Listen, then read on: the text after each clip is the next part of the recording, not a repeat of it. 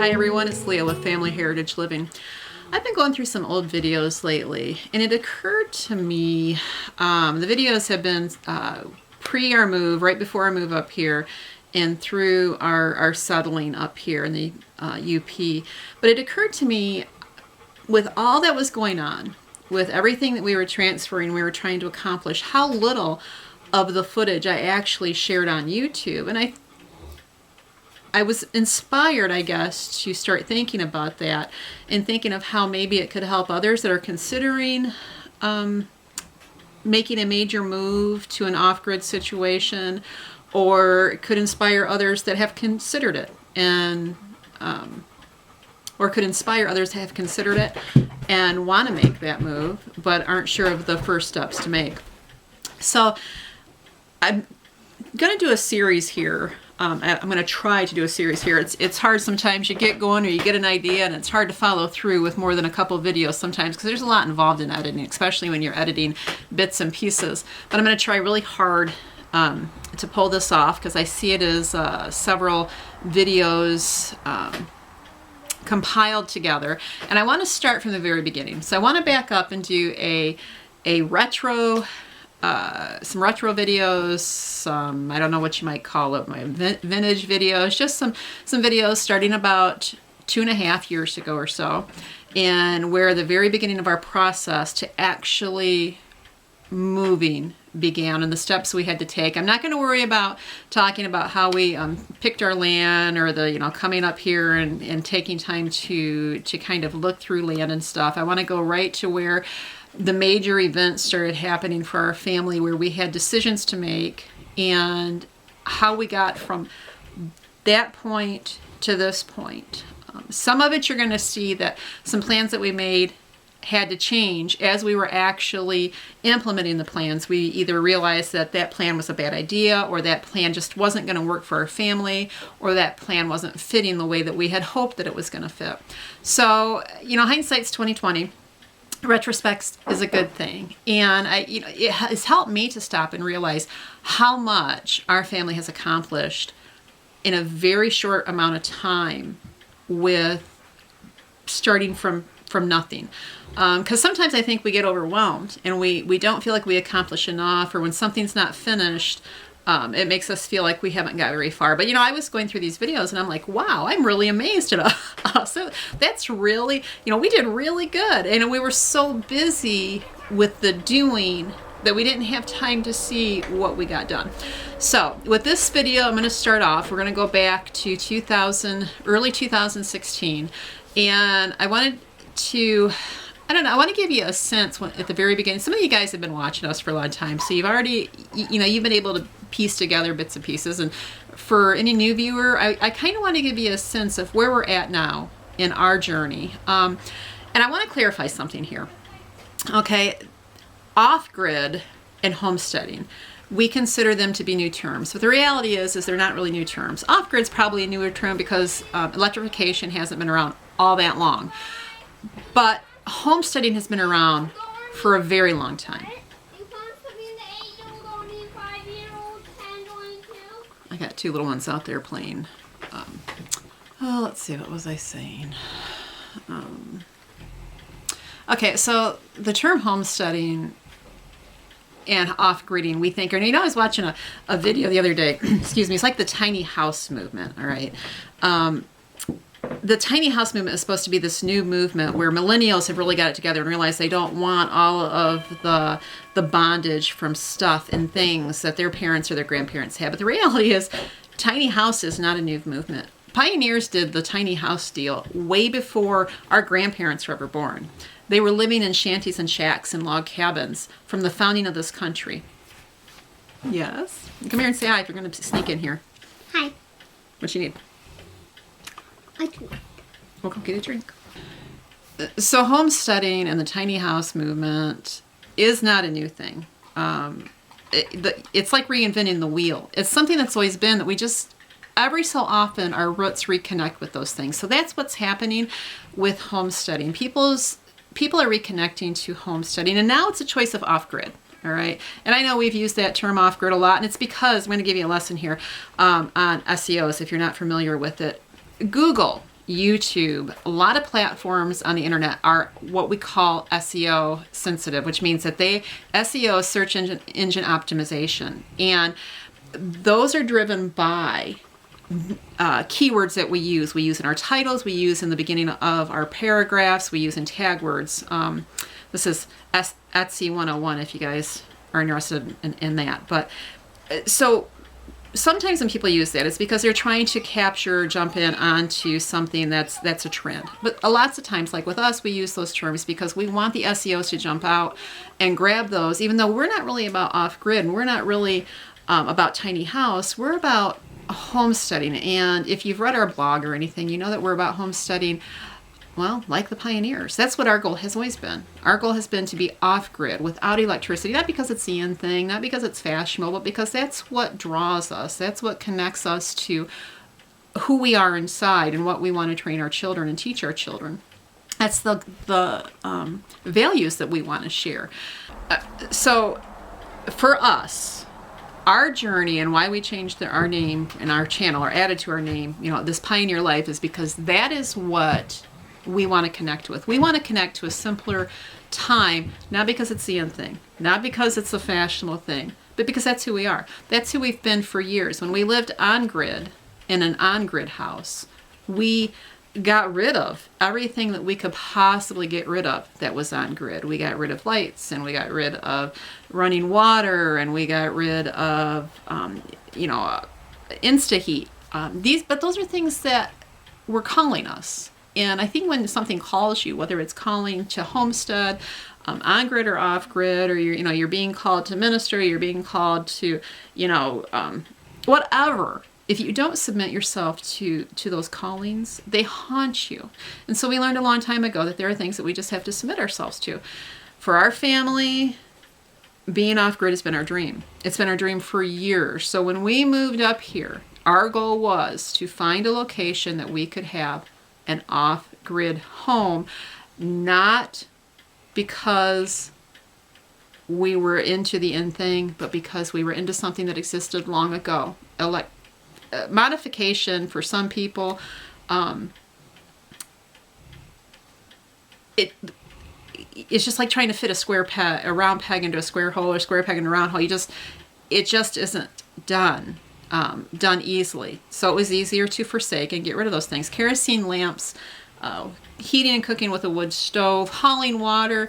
Not only were those things romantic in our mind, but they were energizing to our life. Some people do this, and the romance isn't quite all they thought it was. And we have stories of our own to confirm that sometimes there's a romantic thought, or there's things that you don't think about. There is loneliness, there is isolation when you make a big move. So there are things to consider in that area. But so our desire was to find an area that we could have legally, because it's very hard in many states to find this, but legally be off grid. And we were able to do that by building a remote cabin. And there's still rules and regulations to follow and laws that we have to adhere to. But for our location, that's how we were able to obtain much of our dream. And that's taken us, which is, again, it's connecting to a very, very simple life that one would have been the average experience life for pioneers, for settlers back in the 1800s, or even in the early 1900s.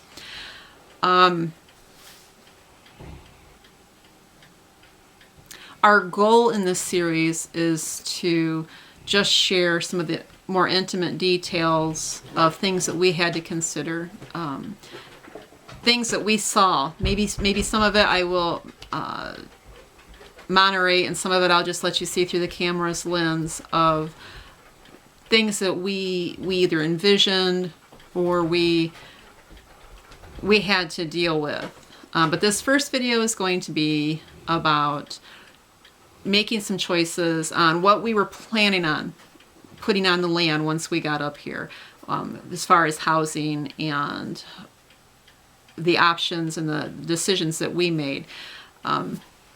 Probably a lot of this stuff, because the videos could get rather long, will come in 2 or 3 parts. This one probably more than likely will. And then once we get to the point with the videos being up here, I think they'll be a lot more fun, because that shows the actual activity of how we cleared, our building spot, and how the guys built. They built this whole cabin without, the only piece of machinery that they had to build this cabin was they used the chainsaw to cut down the trees before they started by hand clearing out the stumps. And then Ron did end up with getting an electric, or not an electric, an air, gas operated, I think, a gas operated nailer. He was building it in the middle of winter, and it was worth the investment and the time saved for him to bang those nails in with that versus doing it by hand. Because he started doing this by hand at first with nailing everything in, and we were just dying to get out of that RV that we were in. So we decided that it was a wise investment and a wise choice for us to do so. So we really hope you enjoy this video series. We're going to start with this video. I'm going to take you on a visual. I'm going to walk you down the trail from where we park our vehicles to where it opens up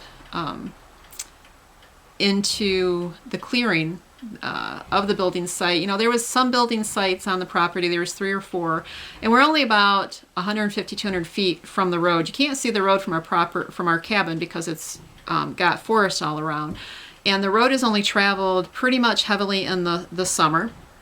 Usually the heaviest part of the travel is on the weekends. Now, with summer coming to an end, we've noticed an uptick. The people, I don't know if they're getting longer weekends, and Mondays are pretty busy too. But rest of the year, it's just locals, and there's hardly any traffic at all. We can go months in the winter and, don't even hardly hear a car, just because there's so few that go down here. But we had a few building options further back into the property, which are surrounded by other people's acreage. So it would have been pretty secluded, except the problem was there wasn't a road back there. We had logging roads to this spot, and there was a partial clearing going on already, which made it nice. And had we picked the other areas, there was a lot of wet areas to have to go through, and these guys had to carry everything by hand back to this building spot. 400 foot's not much, when you walk it, but when you're carrying trusses and 16-foot 2x and stuff, after a while that becomes a little bit gruesome. The other thing too is the bugs are horrible back in the thicker part of the forest, and I don't really think right now I could have dealt with that because they're bad enough here. So you had to pick and choose, tit for tat. But so we picked this spot. It's about 400 foot from the drive, and you really can't see it at all from the drive, the way the path goes. And we ended up with a vision. The vision had to change a little bit to accommodate what needed to be done. So we're going to start this video there, and then take you to our decision on how we decided to build this size of cabin. We'd only been up on the property probably about 3-4 months before we shot this video. So there was a little bit of a path going back here now. By this time, they had started doing some of the clearing, and they were getting ready to remove some stumps that were right in the middle of the building site. And there's the logging road. It turns into the logging road right there.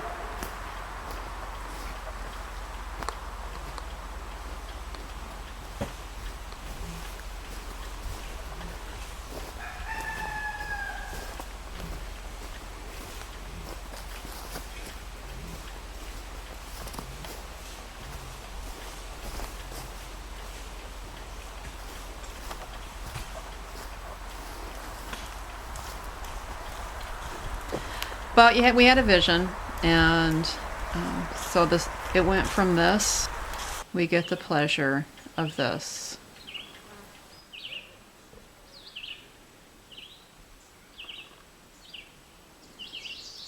So this next set is where we're taking off, and we are looking at the different storage sheds, mini cabins. I guess they've been labeled all types of things. Even Walmart sells them now, at least in the area we came from, because that's where, you know, we had a lot of Amish in that area. So a lot of those were built there.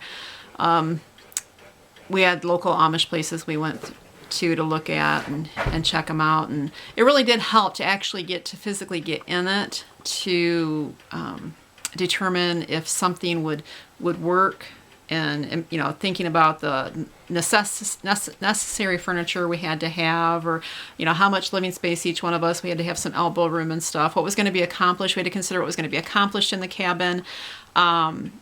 How often would we actually be in it compared to outside? You know, things like that were all questions we were playing with. And of course, we wanted to make it as small as possible because, like everybody, we were on a limited budget, and we knew we were going to have to make sacrifices to get things accomplished. It's not cheap to move, and it's not cheap to totally reestablish. We didn't just reestablish our home, we reestablished our income, our workshop, because we were bringing our job with us. We had to reestablish getting all of our animals up here. We were going to have to rent storage because we knew that we weren't going to have a place for many of our things. And we had we had unexpected things we knew that were going to pop up. We had to have some reserves. So we were just trying to keep it as realistic as possible, with the hopes of adding on or tweaking things later down the road. So what are we on our way to do today, guys? I know, we won't videotape you. Hi, Sub. We are on our way to go look at Look at sheds. Our goal in doing this, to look at sheds that were already pre-built, was just to give us a general feel of what size we actually needed.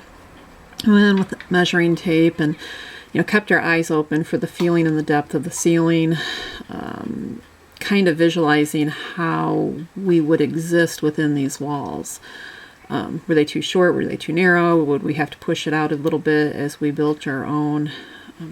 Some of these were really attractive, but they came, which made it enticing. They were already pre-built, and to put something right on the land would be very convenient, but the price was really high for what you seem to get. We looked, 4 or 5 different units, and they were all, for a single couple, a couple with a small child, they would probably be adequate, but for a family, they didn't seem very feasible. But, however, sizes like that, the 10 by 20, we thought, you know what, we can make do. We can get by with that. We did not want to buy a pre-built, even though there would have been convenience, because first off, we didn't want the VOCs. We knew right away that the plywood they used was not something we wanted to be in. So we were just, out looking at dimensions and pricing to get a general feel of what we would end up having to do.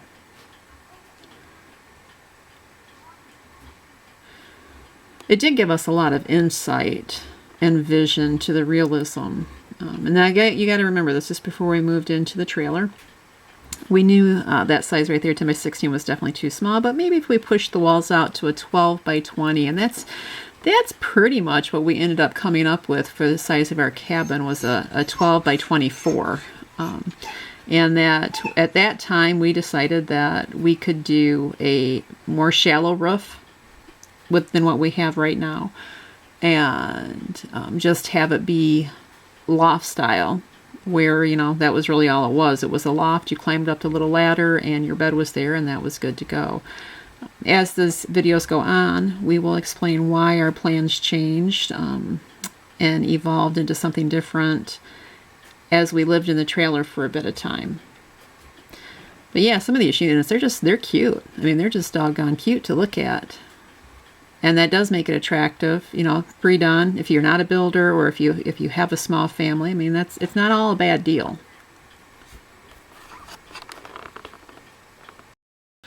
So after we looked at all that, we'd already bought an RV. I think we had bought that like the winter or the late fall. We bought it in the summer the year before, because we knew that's what we were going to be living in while we built. We had to have, tents were an option, but not really. Not with the little ones, for at least not for me. I mean, I did the tent thing before with the first two. We did the pickup truck camper when we had to. This was not our first major move. But I wasn't quite as adventurous as I had been, 20 years, 15 years earlier. And Ron honestly wasn't either. We just knew there was going to be so much to do. When we first moved, the first major move we made was to Arkansas, but we had moved into our family's home. My sister lived down there. We moved into her home with her while we tried to locate a trailer for us, an actual mobile home. And they also had barns already set up for the animals, so we didn't have to worry about that stuff. This was totally from raw. I mean, coming up here was completely raw. We had nothing. We had a driveway on the property, which we felt and knew we were extremely blessed to have, because otherwise it would have created another whole area. And that was one reason why we specifically picked this property, because it did have a drive already on it due to it being logged years before. So we had to get the trailer, and we didn't have much money for it, and I think we ended up spending $1,500 on it. It was a 30-foot trailer, 7-foot wide, had the typical one bedroom in the back, and it was badly damaged from water. That's one thing that we've learned, as many trailers have this dilemma happen to them, and this was no different. I'm not sure how old the trailer is. I want to say somewhere in the mid 80s, maybe it might even make it up to the early 90s, but it was an older trailer, and the price was right, and we were just going to make do. So it actually worked out okay. We knew that we were not going to be able to function like we've always functioned, but we had to keep some formality for our family. We eat meals together, we spend time together regularly. The kids are schooled regularly. I work regularly. So this little table was not going to be efficient. The things that we wanted to have with us was not going to be efficient. So we had to tear out the cupboards anyways to repair water damage. And then we were just going to use regular dimensional lumber shelving and have a floatable table. So that's pretty much what we did. We knew from the beginning, like when we housed the trailer at our property or at our house the first year or over the winter after we purchased it, that we better put a tarp on top to make sure that it didn't leak, to get it through the winter. And it did. It absolutely got us through, lived through its first winter, so that we were able to get it up here to the property. Now, the next video I'll show some of our setting up. Not just the trailer, but the temporary workshop, as well as talk about some of the things we learned while living in the trailer. If anybody's considering living in an RV that has never done it before. And I know that some people are very happy in their RVs. Kudos to them. That was not the case for us. And I know not all RVs have moisture problems or leaking problems, but many do. And it's one of the other things, with the tiny house living that I was talking about earlier, and the RV living. RVs, the manufacturer's RVs, that's their business. Use the word opportunist, whatever you want. But for my opinion, for somebody to unless traveling's their work or if that's their dream, but just to purchase an RV to live in and go into debt for it, for what a house would have cost 20 years ago, I think it's a bad option, because it's like purchasing a car.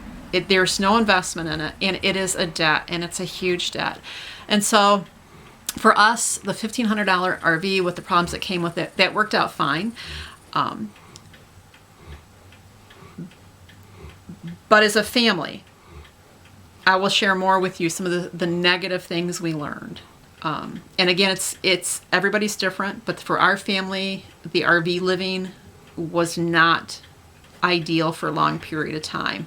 We were in it far longer than we thought we would be, and it had its challenges. So I just want to, shed some light for those that are considering it. Maybe, if you, because I don't think we're always honest, and we don't always know the questions to ask. We don't always know the things to think about.